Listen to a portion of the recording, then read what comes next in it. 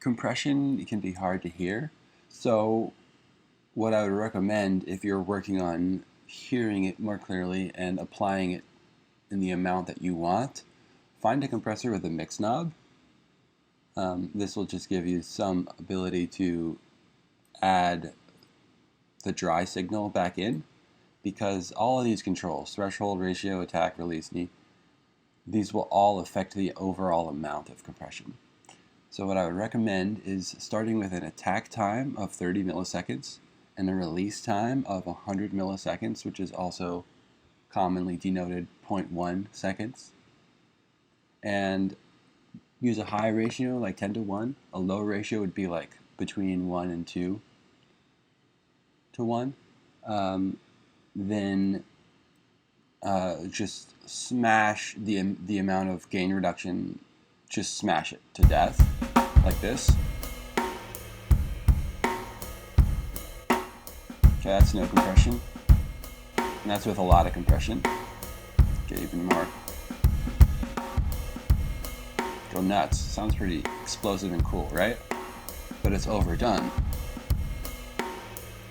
But it sounds exciting. Okay, so now the next thing to do is use this makeup gain to match the level between the dry and the compressed, so they sound about the same level.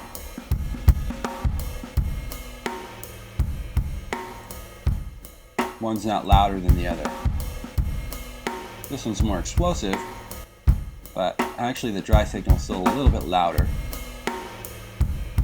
Okay, so now you've got a whole lot of compression, or none, and you use your mix knob to determine how much of that do you actually want. There's a tasteful amount. There's even less. And there's none. Here's a lot, but not crazy too much.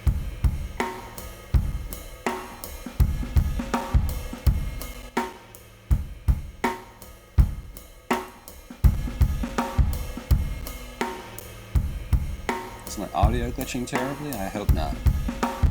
Sounds like it is. So here in Logic I'm using the vintage VCA mode, which I like. But anything with a mix knob that can do 30 milliseconds attack, 100 milliseconds release will work. Just to start training your ear to hear it, giving you the power to apply as much or as little as you want, without losing track of the overall loudness, which needs to stay constant for you not to get fooled into thinking, oh, I'm making it sound better, when really you're just making it sound like a little louder.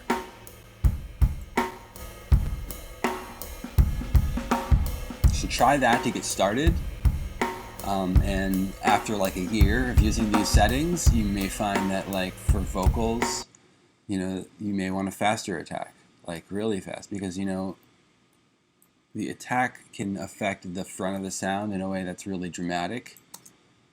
It can turn down the initial snap of a sound, and for vocals you probably want that, whereas for drums you want to work with it. So you can hear how you're just totally cutting off the front of the sound. It's a really fast attack. Right? Here's this actual sound. There's a nice little clicky attack on each sound there. Now I've cut it out. With the slower attack, it comes through. It's still compressed.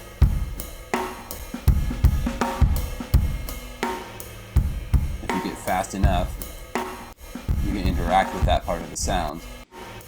Likewise, there's a movement that happens with this release. If I do a slower release, the compressor will dance with the sound more, rather than just adding that sort of thickness. Overall, you're increasing the amount of compression when you slow the release down, but this is all more than you need to know. You can start with 30 milliseconds attack and 100 milliseconds release. You don't necessarily have to tune that to every sound. It'll probably work pretty nicely as far as giving you compression that you can use.